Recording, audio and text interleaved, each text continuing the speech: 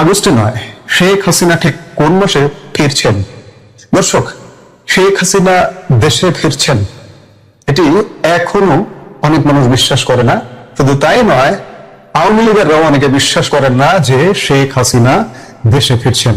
কিন্তু আমাদের কাছে আসা তথ্য বলছে শেখ হাসিনা তার জেল হোক, ফাঁসি হোক, বুলেটে ঝাঁঝরা হয়ে যাক, তারপরেও তিনি দেশে ফিরবেন, ফিরবার প্রস্তুতি নিচ্ছেন।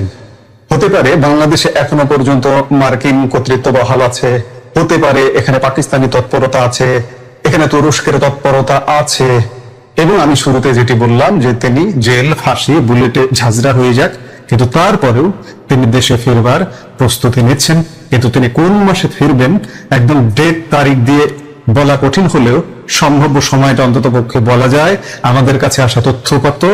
এবং সাম্প্রতিক সময়ে 21 পদকপ্রাপ্ত বাংলাদেশের সিনিয়র সাংবাদিক স্বদেশ রায় একটি নিবন্ধ লিখেছেন, একটি আর্টিকেল লিখেছেন তার নিজস্ব পোর্টালে। সারাক্ষণে আমাদের তথ্য এবং স্বদেশ রায়ের এই আর্টিকেলের আলোকে এই মুহূর্তে আমরা দেখতে চাইবো যে শেখ হাসিনা সম্ভাব্য ঠিক কোন মাস বা কোন সময়ের পর থেকে যে কোনো সময় দেশে ফিরতে পারেন।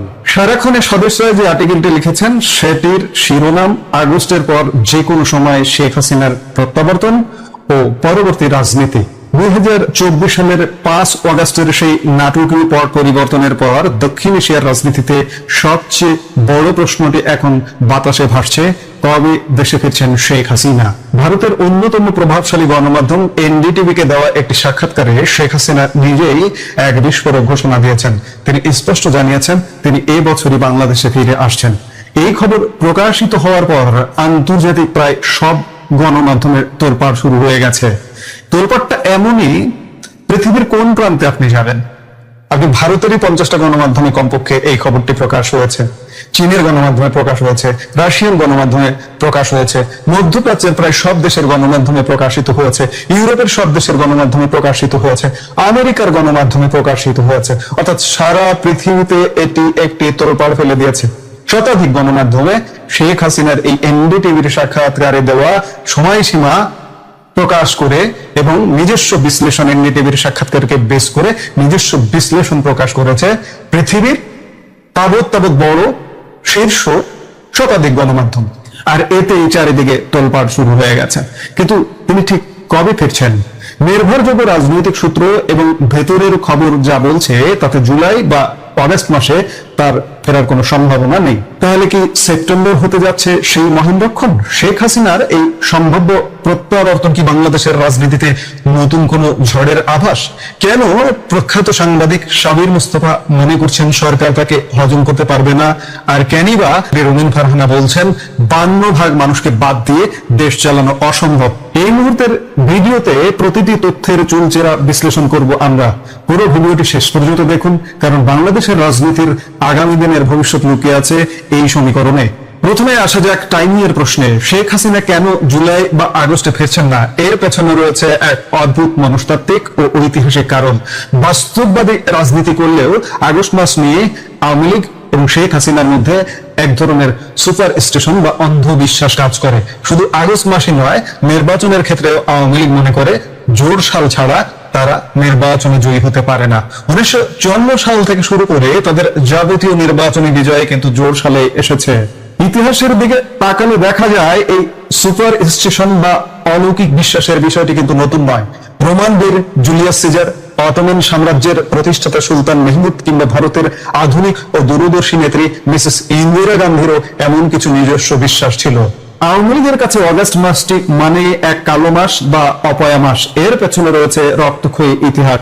1947 সালের 14 অগস্ট পাকিস্তান রাষ্ট্র গঠন, যা বাঙালির বঞ্চনার শুরু। 1975 সালের 15 অগস্ট এক চরম ষড়যন্ত্রের মাধ্যমে বঙ্গবন্ধু শেখ মুজিবুর রহমানকে সপরিবারে নৃশংসভাবে হত্যা করা হয়। 2004 সালের 21 আগস্ট শেখ হাসিনাকে হত্যার উদ্দেশ্যে বর্বরচিত গ্রেনেড হামলা, যেখানে আইভুর রহমান সহ 24 জন প্রাণ হারান। 2024 সালের 5 অগস্ট ডক্টর ইউনূসের মেটিকুলাস ডিজাইন বা নিখুঁত নকশার মাধ্যমে শেখ হাসিনা সরকারের পতন। এসব কারণেই হয়তো শেখ হাসিনা তার প্রত্যাবর্তনের জন্য অগাস্ট মাসকে এড়িয়ে চলছেন। তাহলে শেখ হাসিনা ঠিক কবে ফিরছেন? ভেতরের খবর হলো সেপ্টেম্বর শুরুর পর যে কোনো সময় তিনি বাংলাদেশে পা রাখতে পারেন, তবে তিনি কোনো মতেই ডিসেম্বর পর্যন্ত অপেক্ষা করবেন না। অর্থাৎ আমরা চূড়ান্ত মাস ধরে নিতে পারি সেপ্টেম্বর, অক্টোবর, নভেম্বর।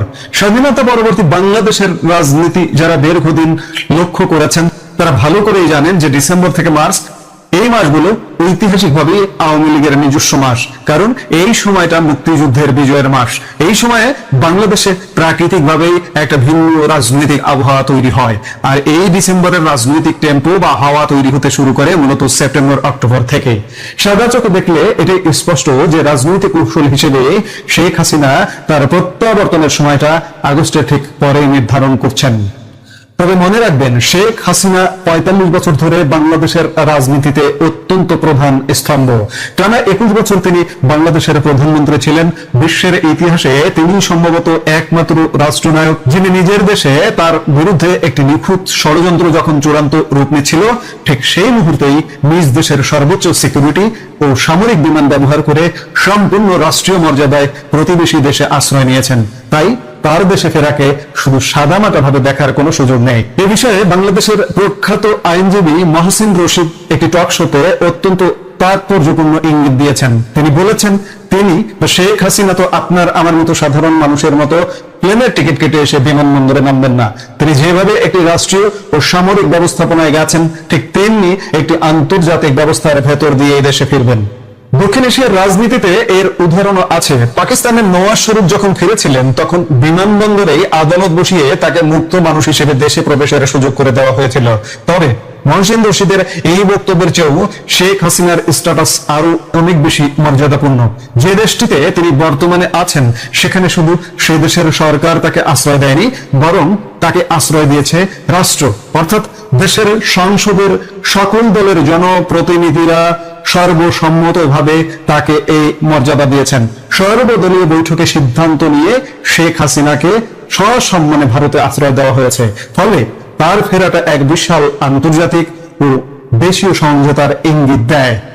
শেখ হাসিনার এই প্রত্যাবর্তন বর্তমান বিএনপি সরকারের জন্য কতটা স্বস্তির হবে?